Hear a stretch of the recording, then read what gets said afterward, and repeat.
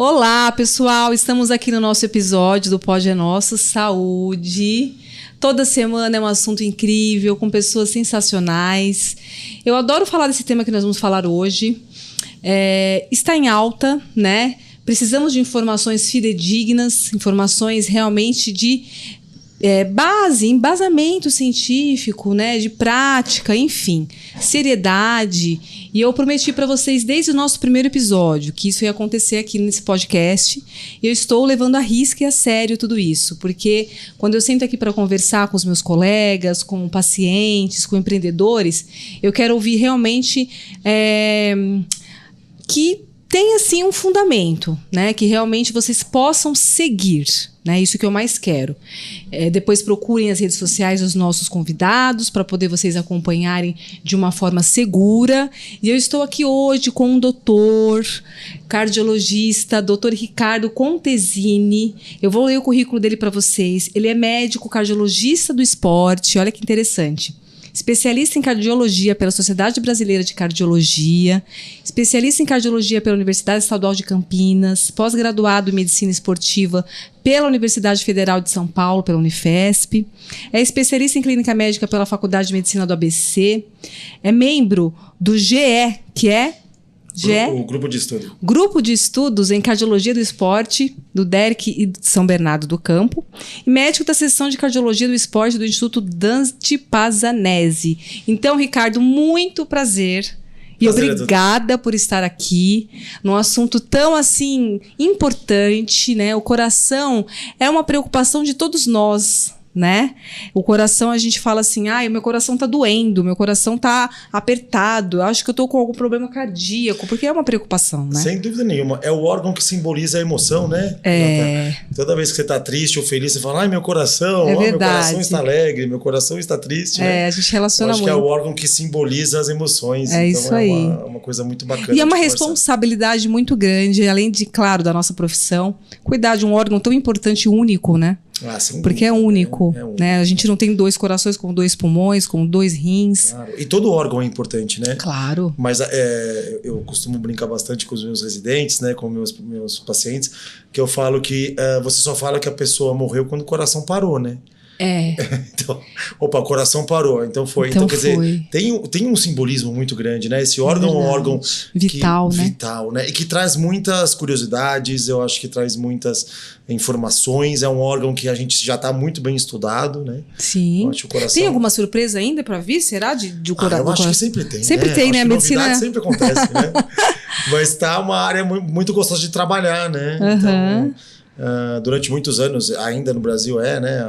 A condição que mais mata os brasileiros ainda são as doenças cardiovasculares. Por que, né, Ricardo? Por que isso? Se a gente está tão avançado, se a gente fala tanto de prevenção, se a gente tem exames aí tão, assim, vamos dizer que preventivos e assim, adiantados, né, para tudo isso. Por que eu ainda acho mata? Que a gente melhorou muito, viu, Renata? Se você vai ver na década de 50, de 60, a expectativa de vida do brasileiro não passava dos 50 e poucos anos, né? Isso é verdade. Hoje nós estamos falando de 80 anos, uma expectativa de vida média. E boa, né? Muito boa, né?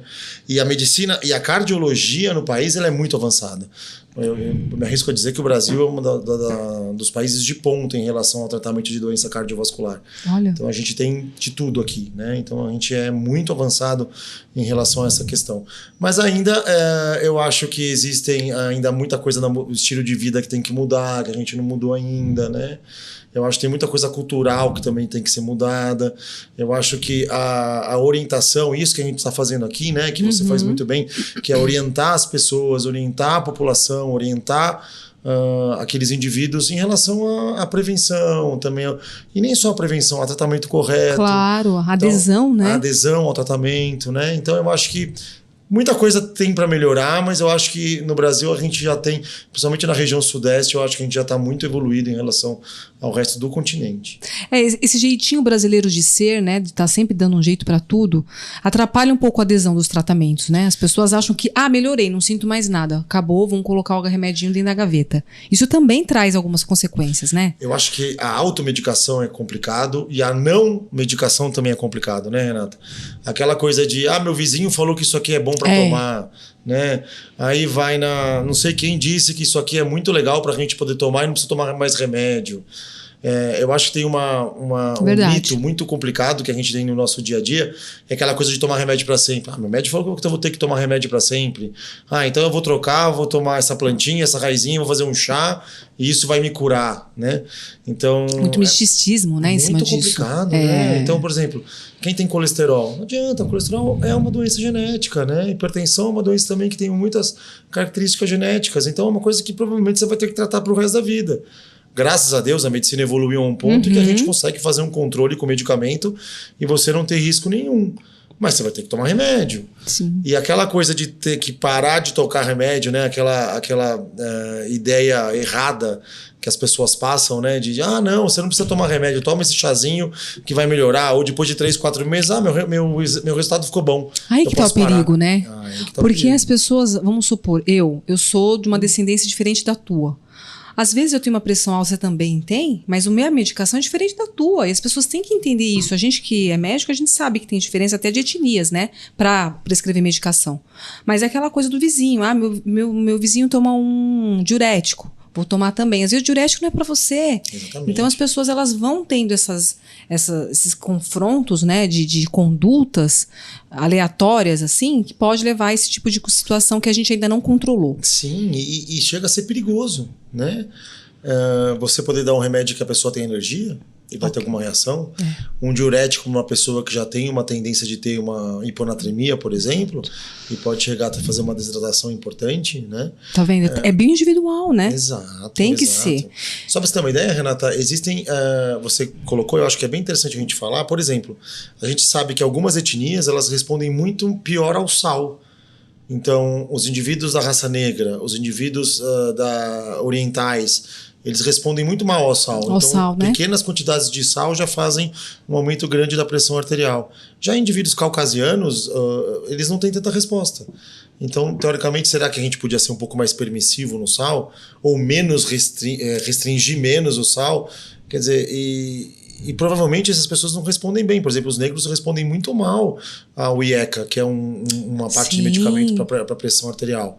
Eles respondem melhor a diurético, até por causa do sal. Então, existem peculiaridades e, graças a Deus, né, a medicina evoluiu a um ponto que a gente consegue individualizar, tratar cada um do jeito que cada um deve ser tratado, não uma receita de bolo geral. Exatamente. Né? Então, acho que a medicina também é bonita por isso. Eu sou super fascinada nisso. Aquela coisa que você tem que entender da fisiologia, da farmacologia, para poder sentar na frente do seu paciente e falar, para você é isso, para você é aquilo, né? Porque senão fica muito fácil, né, Renata? Senão todo mundo é médico, né? Todo mundo é médico.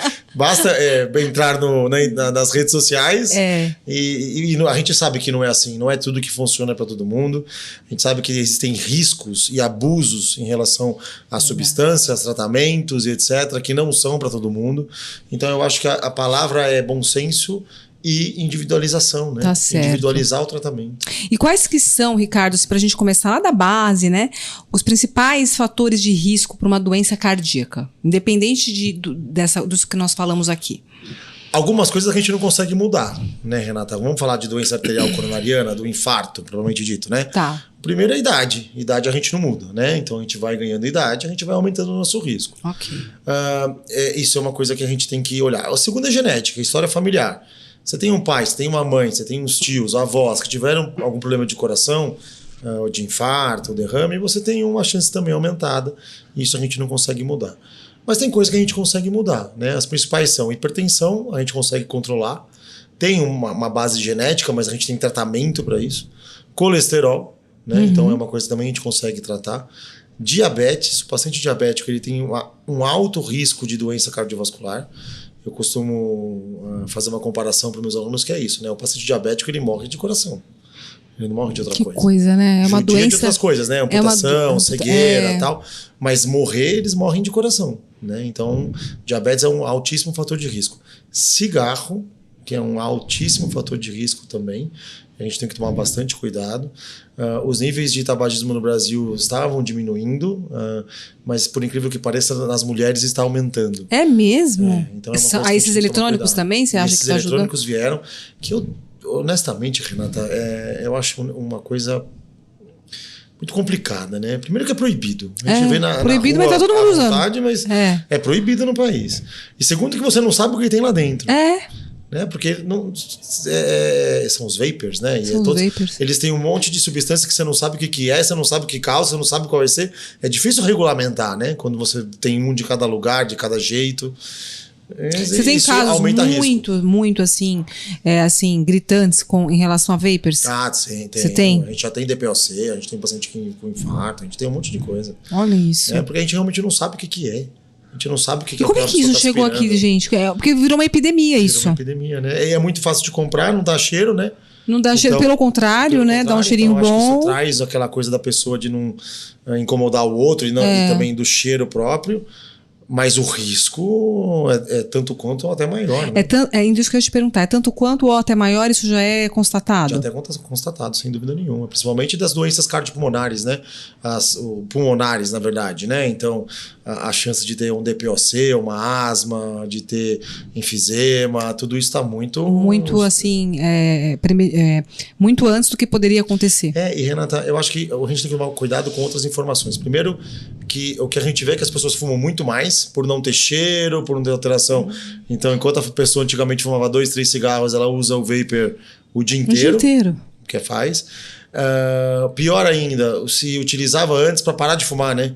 Exato. Então, vamos parar para parar de fumar cigarro. Agora piorou, porque é uma porta de entrada, de novo, por não ter cheiro, ter gostinho. Então a pessoa começa com isso, depois vai para o cigarro também. E pior, associa as duas coisas, né? Então você acrescenta risco. Acaba sendo o cigarro e o vapor. Então é uma coisa que a gente tem que tomar bastante cuidado, que eu acho que a gente vai pegar daqui a alguns anos as doenças dessa geração que acabou utilizando. É o que eu falo aqui. Eu fiz especialidade em nutrologia e vejo muitas condutas aí de uma forma exacerbada e tudo mais, inconsequente. E eu acho que uma das especialidades que vai ajudar a gente muito nisso, ali logo menos, é a endocrinologia. Sem dúvida. Porque a endocrinologia ela vai fazer com que reverta certas coisas que foram realizadas agora, Sim. no presente, com hormônios, com prescrição indiscriminada de várias coisas. A endocrinologia vai salvar muitas vidas aí lá na frente. A gente está numa epidemia, né? Estamos. Eu estou muito preocupado com essa onda de utilização de hormônios para fins estéticos. Para tudo, né? Que eu acho que é importante a gente dizer, é proibido, não é indicado. Exato. Tem algumas sociedades que até lançaram uma campanha, né? A Sociedade Brasileira de Cardiologia, foi a endócrino, a Sociedade de Endócrino, a Sociedade de Diabetes, de Medicina Esportiva. Até o próprio conselho, que né? é o Bomba Tô Fora, né? Pra gente parar com essa coisa, porque principalmente em Instagram, em virou Facebook moda, né, e tal, Ricardo? tem aquela coisa de banalização, né? Parece que primeiro que é proibido, segundo que traz um risco absurdo para a saúde. Eu que mexo muito com cardiologia do esporte, a gente vê coisas bizarras. Eu tenho um paciente de 28 anos que não tinha nenhum fator de risco, não tinha nenhuma história familiar, só pelo uso de anabolizante indiscriminado, com infarto aos 28 anos. Olha aí. Quer dizer, e não tinha Conta nenhuma pra gente um alteração, pouquinho né? disso, então, já que você é também especialista em cardiologia do esporte, né? Sim, né? A medicina esportiva, eu acho a cardiologia do esporte fascinante, porque o coração ele é um músculo como outro qualquer, né? Do mesmo jeito que a gente treina o braço cresce, você treina o coração cresce. E o coração é um músculo que tem que ser tratado, tem que ser cuidado, como qualquer outro músculo do nosso corpo. Mas o bacana da medicina esportiva e do exercício é que ele diminui a chance de morrer de um monte de coisa, né? Então diminui a chance de hipertensão, diminui o diabetes, diminui o colesterol, diminui o risco de você morrer por um monte de câncer, bexiga, mama, próstata, pulmão. Então a atividade física ela é benéfica, né? Ela traz muitos benefícios para o organismo. Agora, voltando para essa parte do anabolizante, o nosso medo é esse, porque você acaba o esporte, que seria uma coisa para te trazer benefício, te trazer saúde e longevidade, que realmente a atividade física traz isso. Você, quando faz um abuso de substâncias hormonais, você acaba tendo uma hipertrofia. E eu costumo brincar com os pacientes explicando o seguinte: você não consegue fazer uma hipertrofia só de onde você quer. Eu quero hipertrofiar só o bíceps, que meu bíceps ficar grande. Eu quero hipertrofiar só o peitoral. Isso não tem como, Renata, né? Você vai hipertrofiar todos os músculos. É um hormônio. E cérebro é músculo, coração é músculo, testículo é músculo, ovário é músculo, fígado é músculo. Então você acaba hipertrofiando tudo, né? Então os riscos que esse tipo de substância traz para a saúde do indivíduo, ela é descomunal. E a gente não pode banalizar mais isso, sabe? Claro. A gente tem que orientar as pessoas que eu entendo dos fins estéticos e etc, mas você vai estar trazendo um risco para sua saúde que muitas vezes você vai responder daqui 10, 15 anos e será que vai dar tempo? Né? Então, eu acho assim, muita gente me pergunta, então por que tem os hormônios, né, doutor Ricardo? Tem gente que precisa. Claro, né? você precisa terapêutico, né, gente? Exato. Por favor. E mesmo a testosterona, do mesmo jeito que a mulher tem a menopausa, o homem tem a andropausa. Claro. Então, muitas vezes, você tem que acabar fazendo uma reposição, mas sempre lembrando que tem que ser com acompanhamento médico, dentro dos limites normais e fisiológicos, não o supra. Né? Então, eu tenho paciente que a gente considera a testosterona normal até 400, depende de qual, mas até 800. Eu tenho paciente que chegou no consultório para mim com problemas cardiológicos com 2.500 de testosterona.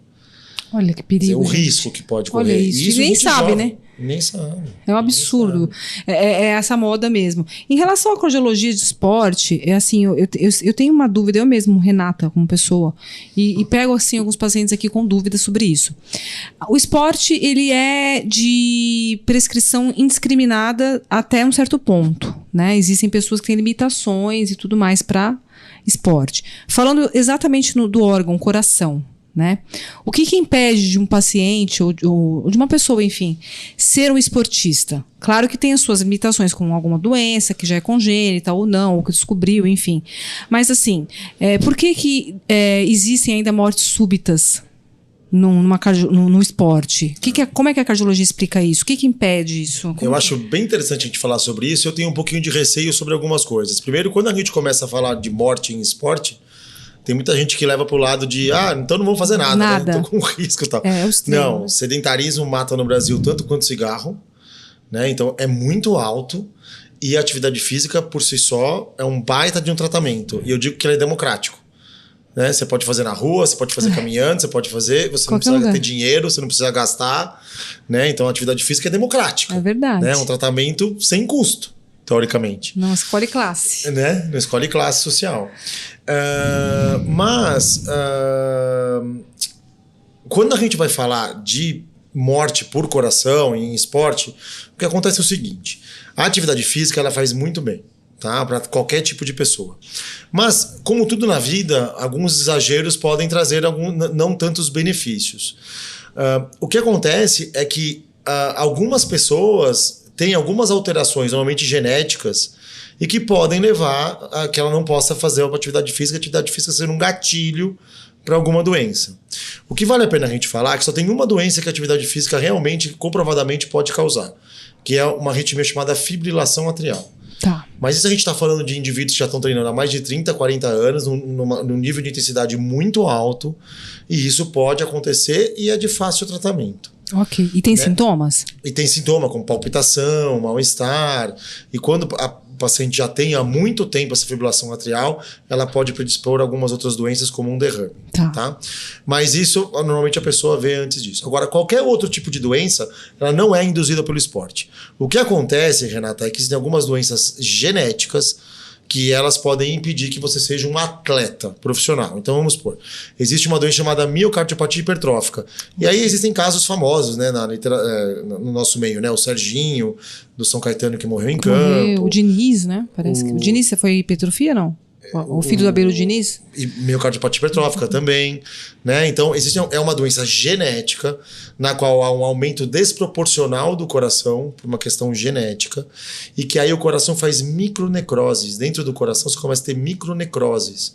São fibroses, né? Que são cicatrizes no coração. E essas cicatrizes, quando você faz uma atividade física muito intensa, pode desencadear uma arritmia. Ok. E o que mata é a arritmia. Ok. Isso sempre em atividade. Isso sempre, normalmente em atividade. Normalmente, não sempre, né? Claro. Mas na grande maioria, durante a atividade ou logo após uma atividade. Isso na grande maioria. E essa é a principal causa de morte em atletas depois abaixo de 35 anos. Mas hoje tá meio difícil, porque tá todo mundo sempre fazendo check-up, né? E a gente pega muito fácil, né? Pega, não é? Basta um eletrocardiograma, a gente já consegue identificar. Então. Mas ainda é legal porque tem uma experiência italiana. Os italianos eles fizeram uma lei na década de 80 que todo indivíduo que fosse fazer atividade física na Itália era obrigado a ter pelo menos um eletrocardiograma. Eu acho isso fundamental. Aqui não tem isso no Brasil? Ainda não é obrigatório. Ah, não é obrigatório. Lá é uma lei federal. Tá. E o interessante é que eles diminuíram tanto o número de mortes por miocardiopatia hipertrófica que a Itália é o único país do mundo que ela não é a primeira causa de morte. A primeira causa é a displasia ritmogênica, né? Que essa já é mais difícil de identificar. Tá. Mas para você ver, para a gente poder avaliar como que é importante essa avaliação, né? E aí vale o alerta. O coração, ele é um músculo e que você deve fazer o check-up como qualquer outro músculo você faz, né? Então, assim, a atividade física ela é essencial para o bem-estar do coração. Ela traz muitas vantagens. Okay. Mas, claro, se você quer começar a fazer um triatlon, você quer começar a correr uma maratona, a gente brinca muito, né? Que os atletas, a gente fala que é escrever um livro, ter um filho, plantar uma árvore e correr uma maratona, né? A correr a maratona virou uma febre. E que é muito bacana, eu acho que é um estímulo muito interessante, mas para você correr 42 quilômetros, você tem que fazer exames, tem que saber contar teu coração, contar teu corpo. Não é simplesmente condicionar botar um tênis e sair né? correndo, né? Eu não sei se eu estou errada, mas eu já li algumas coisas a respeito. Eu até tive uma aula sobre esse tipo de coisa que eu vou falar agora, que dependendo da maratona, se for triatlo, enfim, você equivale ao estresse, de repente, o estresse de um politrauma. É isso? Não, é que... a prática de atividade física muito intensa... Tipo um triatlo, uma pessoa vai, corre, depois nada, depois...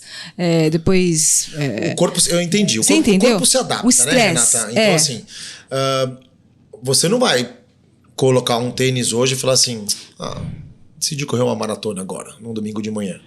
Não, porque isso vai aumentar muito o seu risco de lesão, aumenta muito o rompimento de fibras musculares, porque você não está acostumado a fazer isso. E isso aumenta uma enzima chamada CPK, que é uma enzima que mostra a fadiga muscular, que é a enzima que aumenta no politrauma. Tá. E sim, se você não está acostumado, ela pode chegar a níveis absurdos. De estresse. E trazer risco à saúde, principalmente alteração renal e etc. Tudo mais. Agora, os indivíduos que vão se preparando para isso, que tem uma planilha de treinamento, que vão chegando, você não tem um aumento muito, muito grande dessa CPK. Porque você está treinando o seu músculo para aquilo. Okay. Então, ninguém chega hoje e corre uma maratona amanhã.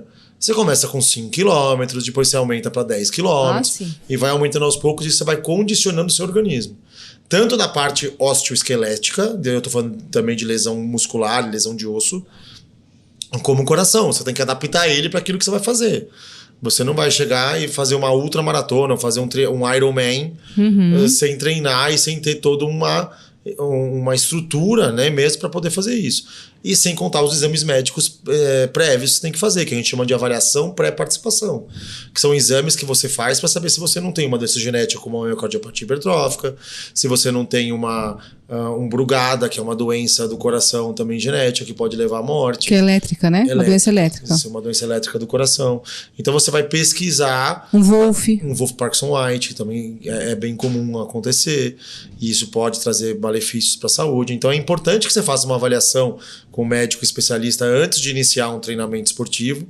Mas, repito, eu estou falando isso para treinamentos esportivos e competitivos. De alta intensidade, de alta performance. Né? Agora, uma caminhadinha 4, 5 vezes por semana na rua, uma natação, uma bicicleta, isso não. Isso toda a população deveria fazer, e isso faz parte de uma orientação para a saúde. Não só para o coração, que é essencial, mas também para todo o corpo. Bacana, muito bom. Bom, tem algumas perguntinhas aqui, porque a gente abriu a caixinha de perguntas, né? Nós sabemos que a obesidade hoje é uma doença crônica, e ela impacta diretamente a saúde cardíaca, né? Eu trato bastante obeso aqui, pós-bariátricos, enfim. Quando a gente tem uma obesidade que já foi tratada, mas que foi instalada uma doença cardíaca, a gente consegue reverter essa doença cardíaca dependendo de qual é a doença? Então, existem a que a gente fala de prevenção primária e prevenção secundária, né? A prevenção primária é quando você ainda não teve a doença. Então, você ainda não teve um infarto, ou você ainda não teve um derrame, ou você ainda não teve alguma outra doença cardiovascular. E sim, você consegue prevenir que apareça algum tipo de doença. Agora, se você já teve, você foi obeso, teve um infarto, e aí você vai fazer uma prevenção secundária.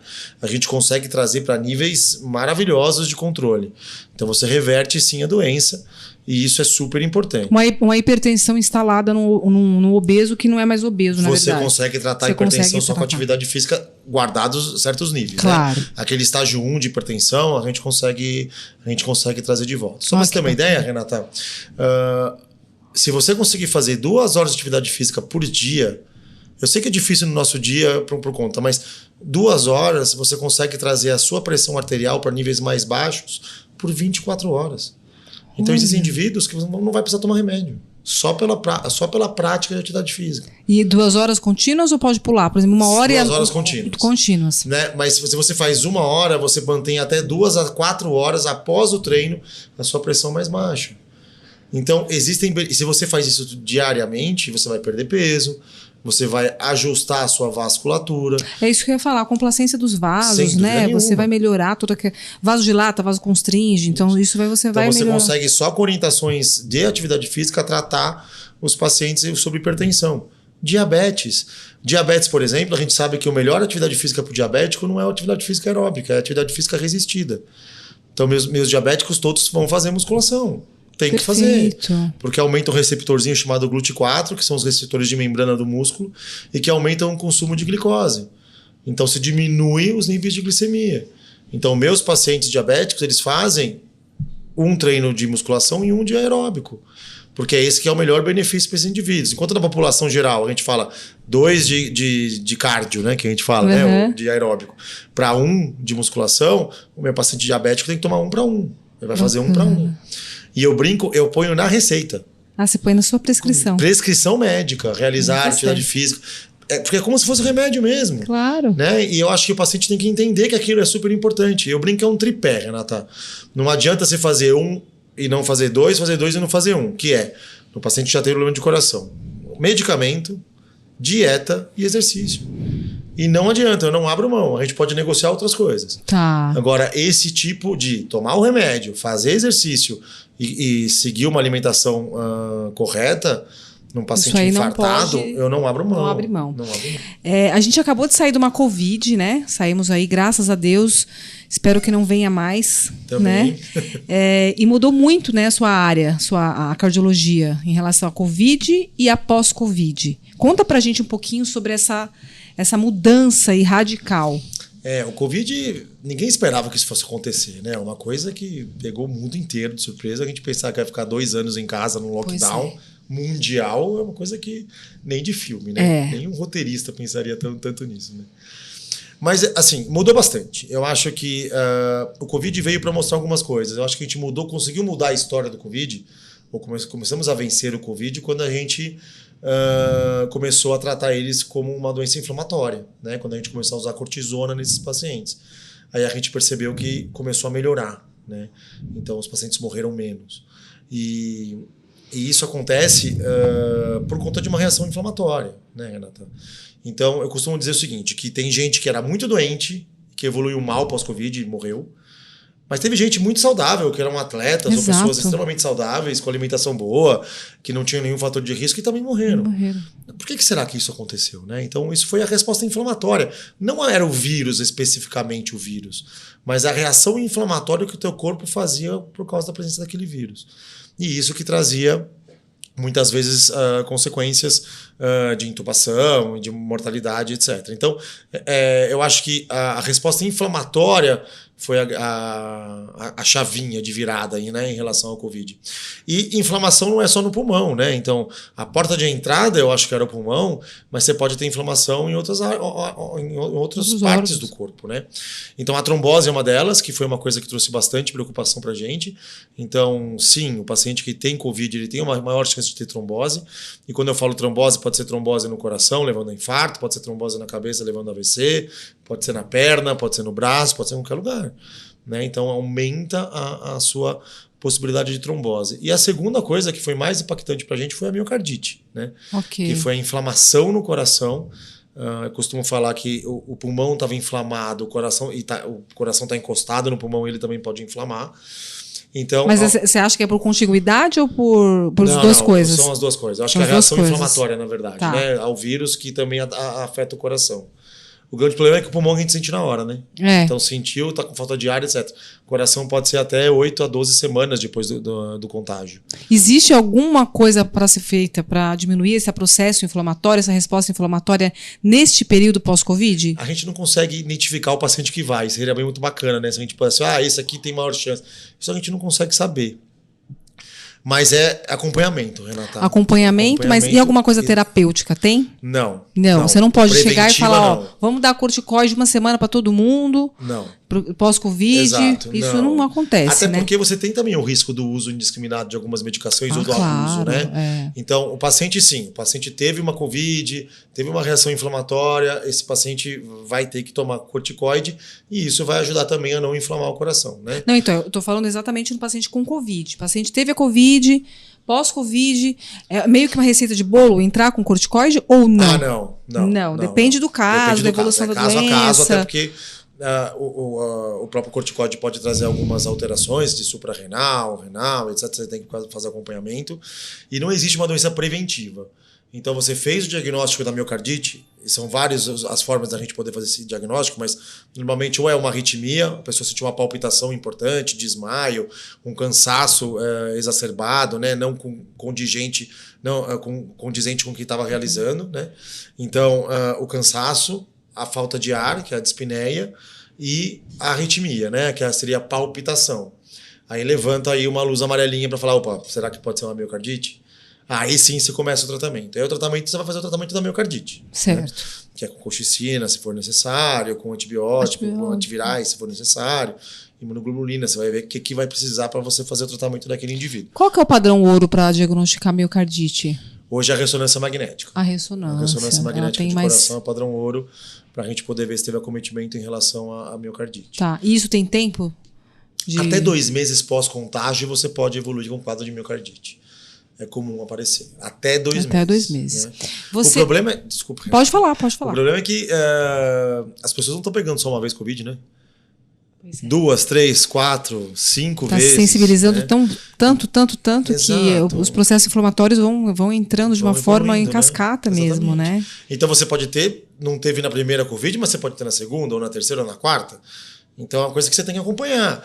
E uma coisa que eu falo bastante para todos, né, para os meus pacientes, para os meus alunos, é o seguinte: dê valor ao sintoma. É isso que eu ia falar, você tem que respeitar seu corpo. Respeite seu corpo, entenda. Pô, peraí, tá diferente. Né? Não acho que isso não vai acontecer comigo, ou isso aqui não é nada. Não é assim, né? Você fazia uma caminhada de 40 minutos, você percebe que não está mais conseguindo, está demorando mais, está muito cansado para subir escada que você não tinha antes. Opa, né? Será que você não está com alguma alteração que você tem que pesquisar? Teve Covid há 1 mês, 2 meses atrás. E isso não vale só para o Covid também. Claro, vale é pra que a tudo. gente... com Dê certeza. atenção ao seu corpo, escute seu corpo, né? Dê valor aos sintomas. Exatamente. Isso pra gente é muito importante. E pro médico é muito importante. Quantas vezes a gente não faz um diagnóstico por uma frase que o paciente falou, que você falou, opa, peraí, então acho que essa é a doença. Então é super importante que o paciente tenha essa Nosso organismo fala, né, Ricardo? Ele então conversa com a gente, conversa, né? A gente precisa entender. A gente só precisa escutar.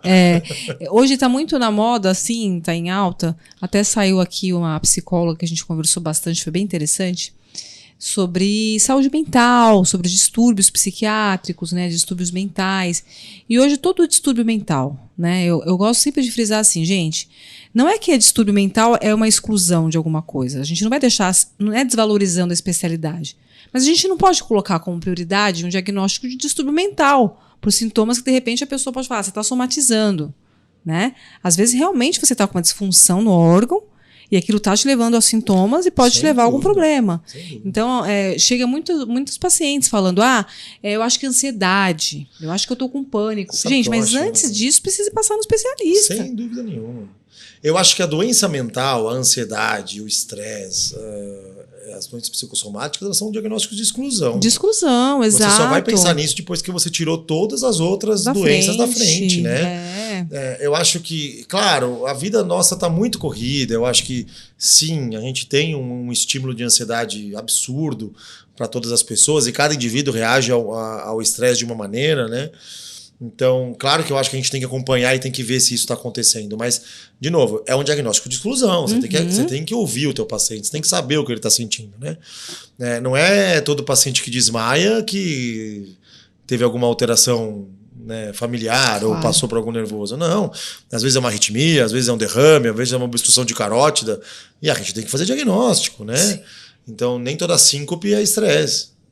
Pois é. E nem toda palpitação é briga com o marido, não é? Com o filho, né? Normalmente não é isso, né? Pode ter uma arritmia, você pode ter alguma alteração que tem que ser valorizada e você tem que olhar. É verdade. Né? E muitas vezes o quadro de estresse só potencializa uma doença que a pessoa já tem.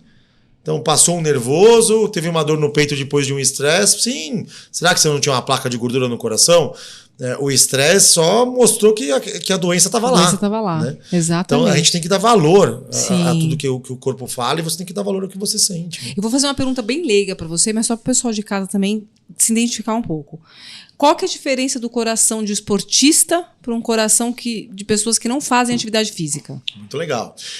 Como eu disse, o coração é um músculo como outro qualquer. Se eu treinar meu braço cresce, o coração do atleta também cresce, né? Mas quais são as diferenças? Primeiro que a parede do coração fica mais forte. Então o coração bate mais forte. Só que, diferente de quem usa anabolizante, a área do coração, onde entra o sangue, a cavidade do coração, ela fica igual ou ela até cresce, para caber mais sangue. Né? Já o pessoal que usa anabolizante, o músculo cresce para dentro, você diminui a cavidade. Então quem faz atividade física, hipertrofia a parede e também lá dentro da cavidade. E aumenta a cavidade, chama hipertrofia excêntrica. Excêntrica. Tá? Então essa é de quem faz atividade física e ela é benigna, ela é benéfica, ela traz... Então essa é uma das alterações. A segunda alteração, todo indivíduo que faz muita atividade física, o coração bate mais devagar. Né? Então eu tenho pacientes com 40 de frequência cardíaca, 50 de frequência cardíaca, né, em repouso. Por quê? O coração bate tão forte que ele não precisa bater tão rápido. Então imagina que você tem que bater, isso é um exemplo, tá? 5 litros por minuto. Ou você bate 5 vezes de 1 litro ou 50 vezes de 100 ml. Igual um beija-flor. Né? Entendi, vezes, claro. Né? Mas isso é um modo de dizer. Exatamente por causa disso. O coração tá tão forte que ele não precisa bater tão rápido. Uma batida dele só já consegue nutrir todos os órgãos que uma pessoa sedentária teria que bater 10 vezes. Né? Então a frequência cardíaca do atleta ela é menor. Né? Então a gente fala que a frequência da população entre 70 e 100, eu tenho atleta de 40 que está super saudável, não é uma doença. Então essa é uma outra adaptação importante. Outra adaptação é que o vaso ele fica mais dilatado, então você tem menor chance de ter hipertensão arterial, porque você tem uma dilatação ocasionada para levar mais sangue para os atletas. Então, como eu costumo dizer assim, não é... Vou te dar um exemplo, tá, Renata? O fio de cabelo recebe sangue a cada batimento cardíaco? Não. Senão você tinha que ter 100 litros por minuto de batimento, né? Então, os órgãos nobres, rim, coração, pulmão, cérebro, recebe sangue a cada batimento. Agora, os órgãos não nobres, muitas vezes é 1 a cada 3, 1 a cada 4 batimentos. Isso eu tô falando de pele, intestino. Então, não recebe tanto quando não está trabalhando. Então, quando você começa... E músculo também. Então, quando você começa a exercitar esse órgão, ele vai receber sangue a cada batimento. E para isso, o que ele tem que fazer? Ele vasodilata, ele abre o vaso para o sangue chegar lá. Porque você está utilizando aquele músculo. Então, vamos supor o quadríceps da coxa. Você está parado, sua coxa está parada, não está recebendo sangue a todo batimento. Agora não, você começou a fazer um exercício, jogar bola, por exemplo, jogar futebol. Você está usando aquele músculo, ele está pedindo sangue, então os vasos se abrem para entrar mais sangue. E aí você diminui a pressão arterial, melhora a dilatação do vaso, e tudo isso traz um benefício a longo prazo. Bacana. Então, a atividade física ela traz benefício por causa disso. Então, o coração fica mais forte, bate mais devagar, controla melhor a pressão arterial, controla melhor diabetes, entre outros benefícios. Qual que é a atividade física que mais requer trabalho cardíaco? É difícil dizer, isso é individual, né? Mas existem algumas atividades que gastam mais calorias e precisa mais do coração. A que mais no mundo que a gente sabe é o cross country, que é aquele esqui que você faz junto com outras atividades, né? Mas, por exemplo, existem triatlon, gasta bastante, remo gasta bastante. Você falou da quadríceps, né? Que é um músculo grande, né? Que exige muita circulação, vascularização. Por mais que você faça um exercício de quadríceps sentada, você está exigindo muito do seu cardíaco. Sim, é isso? Sem dúvida nenhuma. Porque você tem uma área grande para vascularizar. Isso. Imagina o músculo que você está trabalhando, né? Então, eu dei o exemplo do triatlo, vou dar o exemplo do triatlo. Então, o indivíduo que está fazendo triatlo, ele está fazendo coxa, panturrilha, braço, que nada, abdômen, ele está trabalhando todos os músculos. Então, o músculo fala assim, eu estou contraindo, eu preciso de energia. Como você dá energia para o músculo? Através do sangue. Sim. Então, você vai aumentar a vascularização e vai ter que aumentar a quantidade de sangue para todos esses músculos que você está trabalhando. E quem faz isso é o coração. Quem vai bombear tudo isso é o coração. Por isso que você demanda mais do coração. Okay. Só que com o passar do tempo, esse coração vai ficando treinado. E isso para o coração vai acabar sendo rotina, ele vai ficando mais forte. Então isso é o que traz o benefício da atividade física a longo prazo. Porque você deixa o seu coração mais forte e para ele fica mais fácil fazer todo esse trabalho. Certo. E é a comparação mesmo com o braço, né? Então, se você começa a levantar pezinho todo dia, 1 quilo, daqui a pouco fica fácil. Sai para 2, 3, 5 quilos. A cada vez vai ficando mais fácil, porque o teu músculo vai ficando mais forte. Coração é igual. Coração é igual. Hoje a gente fala muito de desautonomia, né? Que nós temos o sistema nervoso simpático, parasimpático, e dependendo da doença que você teve, seja ela viral, vamos falar da Covid aí que está próxima, está acontecendo muitos casos de desautonomia. Você está vendo isso também? Isso acontece. Na sua especialidade? Com uma certa frequência, sim. Existe uma desautonomia dentro da cardiologia que é muito comum, que são os desmaios, né? Então, aquelas pessoas que às vezes desmaiam, normalmente elas estão em pé ou em lugares spots, muito abafados. Né? São os spots? Na verdade, a gente chama de síndrome vasovagal. Vasovagal. Que aquelas pessoas que ficam muito tempo em pé, então existe uma desautonomia na qual eu costumo fazer uma brincadeirinha também, Renata, vou fazer aqui só para as pessoas entenderem. Como será que o sangue que está no sola do seu pé volta para o teu coração quando você está em pé? Né? O batimento cardíaco é uma das coisas, mas ele não vai conseguir fazer subir tudo. Né? Então existem alguns mecanismos que ajudam o sangue a voltar para o teu coração. Uma delas é a pisada, quando você pisa o pé como se fosse uma esponja. Então você pisa e ele joga o sangue um pouco para cima. Mas as outras duas é que as veias elas têm válvulas, então cada vez que o sangue sobe um pouquinho, a válvula fecha para ele não voltar para baixo. E a outra é que ela contrai um pouco também para ajudar o sangue a subir. Algumas pessoas perdem essa capacidade, que a gente chama de desautonomia. Então, em vez desse vaso, dessa veia contrair para o sangue subir, ela dilata. A hora que ela dilata, o sangue está lá dentro, desce e você perde sangue no coração e no cérebro. E a pessoa desmaia. Né? Então isso se chama síndrome vasovagal. Okay. Isso é muito comum, é mais comum em mulheres do que em homens, na meia idade, depois dos 20, 25 anos, é mais comum. Por questão hormonal, não? Não, questão genética mesmo. De gênero mesmo. De gênero mesmo. E aí acaba tendo mais sintomas. Então você vê aquela pessoa desmaiando no ônibus, aquela pessoa desmaiando... Fica branca, né? Que cai. Isso normalmente é um vasovagal e não tem que fazer nada. Esperar essa pessoa, né, o sangue voltar, ela vai cair, vai estar deitada, esperando voltar e ela retorna sem maiores consequências. Bacana. Mas a desautonomia está acontecendo. Está acontecendo, sim, né? Vou sugar você assim até a última. Você, como cardiologista do esporte, você acredita em pré-treino? Se sim, quais? Acredito, acho que existem substâncias que trazem benefícios sim para o treinamento, né? Mas eu acho que é individualizar, de novo, né? Aquela nossa palavra. Não é todo mundo que pode tomar tudo. Certo. Vamos dar cafeína para todo mundo. Não vai fazer bem, né? Vamos dar whey protein para todo mundo. Não, tem gente que não vai, principalmente quem tem alteração renal, por exemplo, não vai poder tomar whey protein toda hora.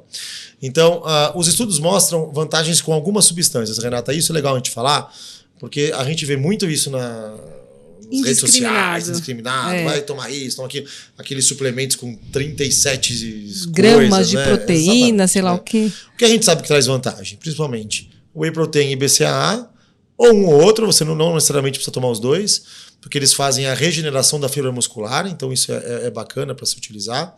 A gente tem resposta sim com a cafeína, mas sempre lembrando que a gente não se deve ultrapassar 200 miligramas por dia de cafeína.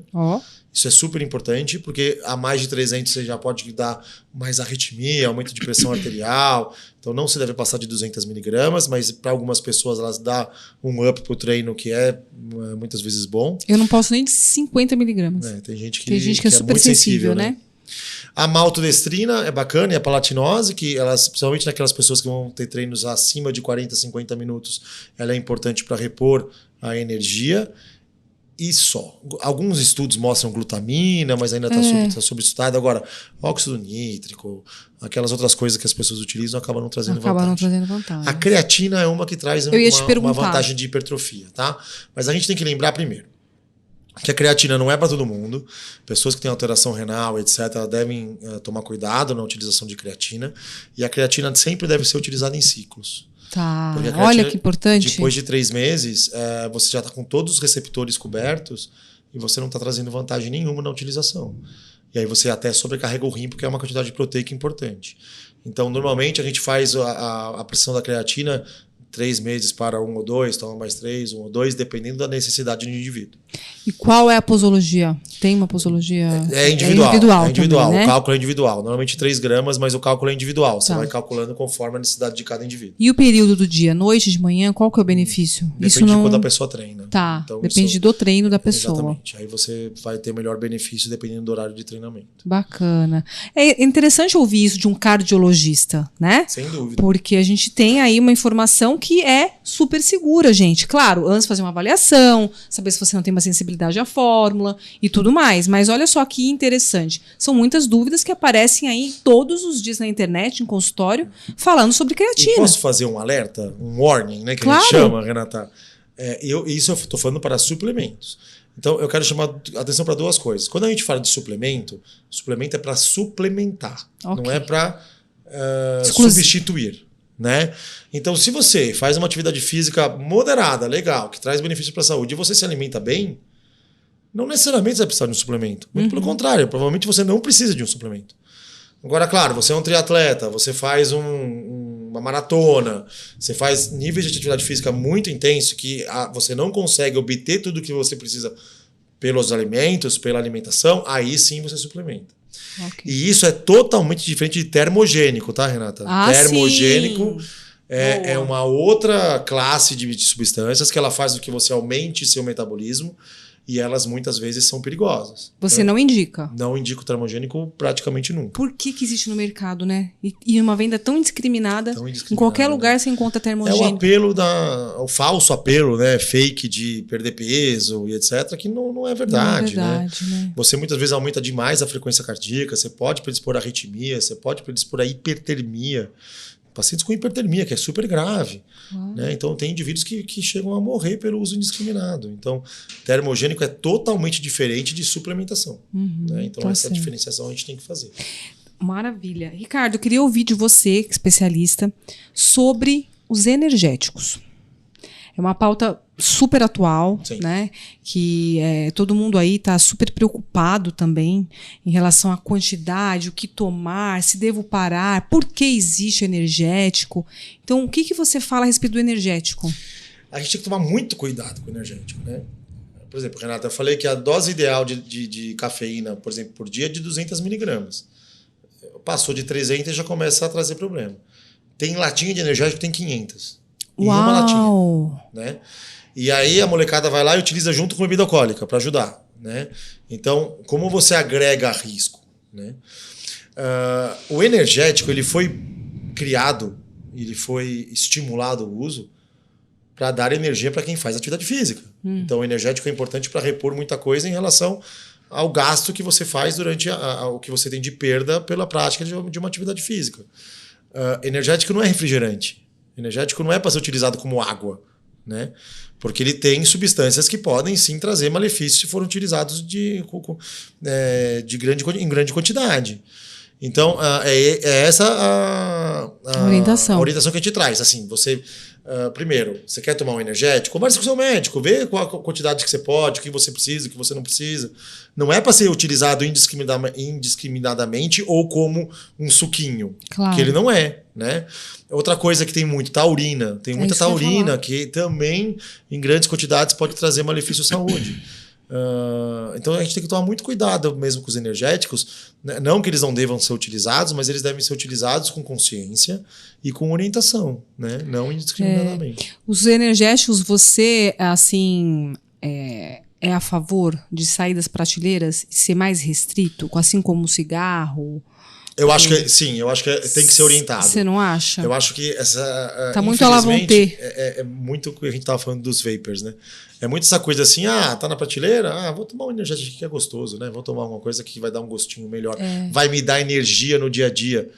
Não é verdade, né? Se você já tem uma alimentação ok, correta, você não precisa daqueles suplementos, daquelas outras substâncias que tem lá dentro. Você já faz isso, você já adquire isso no seu dia a dia. Bacana. Né? Então tem que tomar bastante cuidado. Eu acho que sim, que mereceria uma regulamentação mais maior, restrita, né? mesmo, né? De falar assim, para quem que é, para que serve, quem que pode tomar. Não digo proibir, mas eu digo orientar. Sim. As pessoas têm que ser orientadas sobre qual que é a indicação para que eu uso e não se porque é gostosinho, né?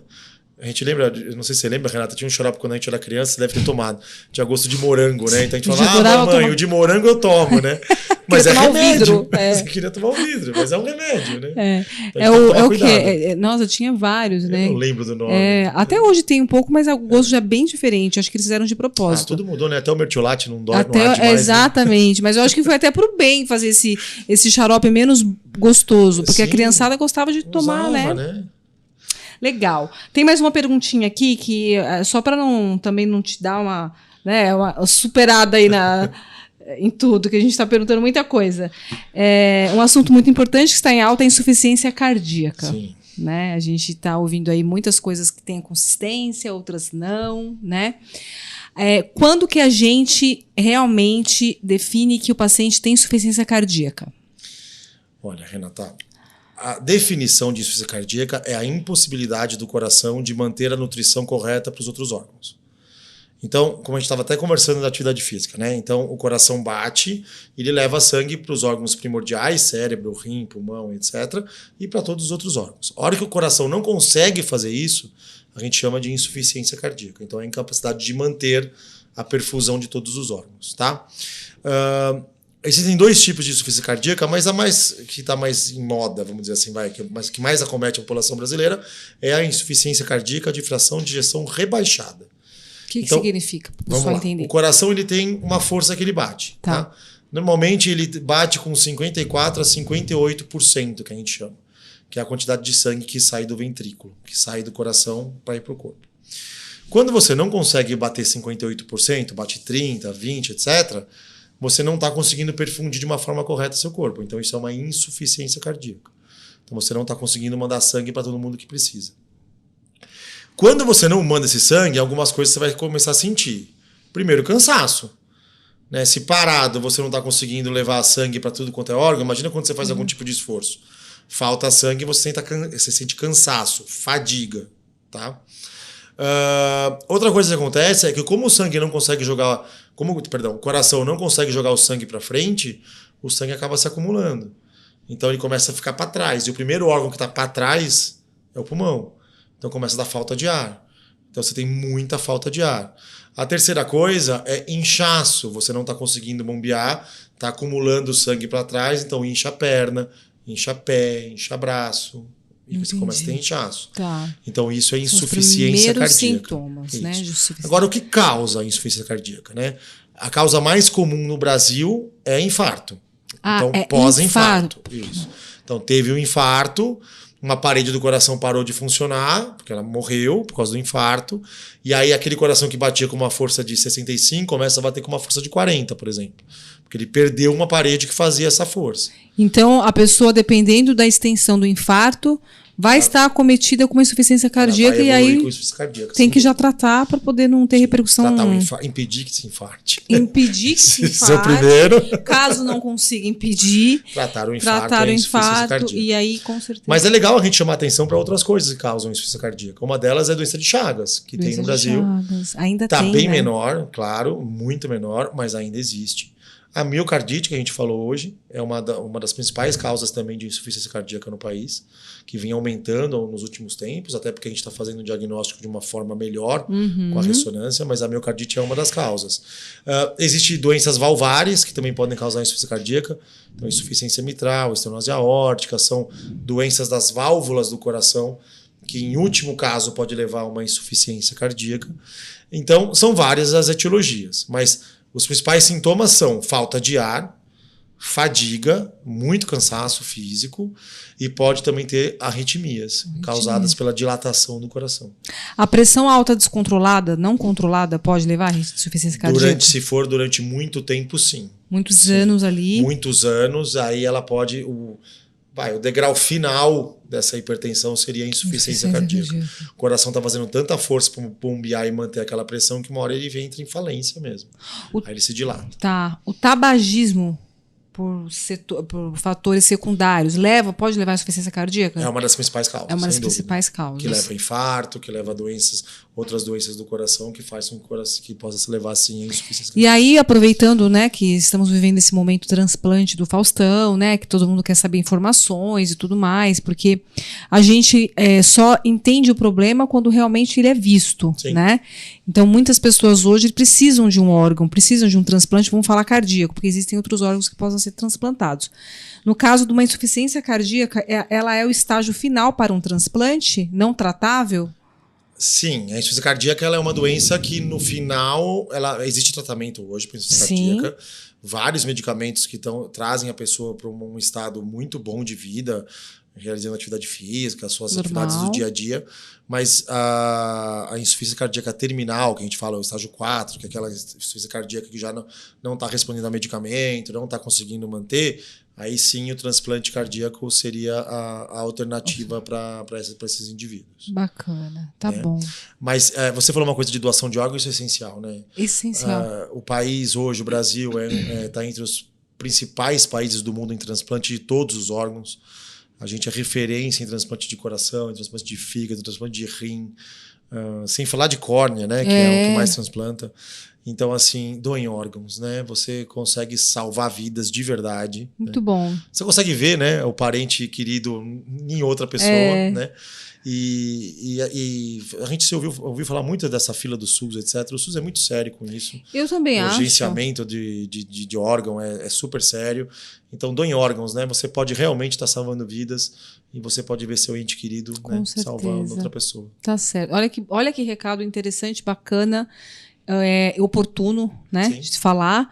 Você quer deixar algum recadinho pro pessoal aí nas suas redes ou alguma primeiro coisa? Eu queria agradecer super o convite, Renata. Fiquei super feliz. Né? Muito bom. Estou sempre à disposição de vocês. Obrigada.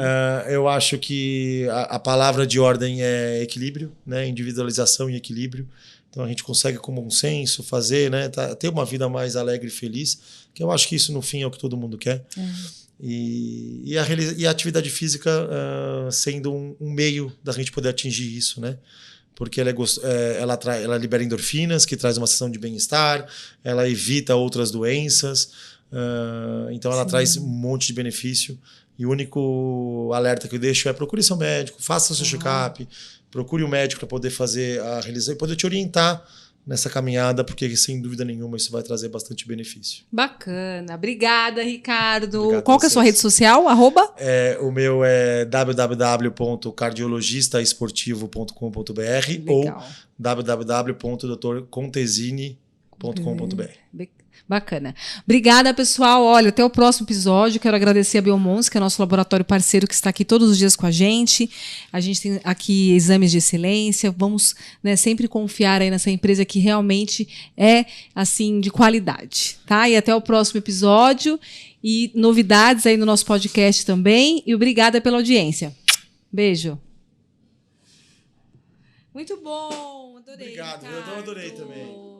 Gente, super fácil de entender, né? Sim, nossa, Falou explica palavras... muito. É porque é professor, né?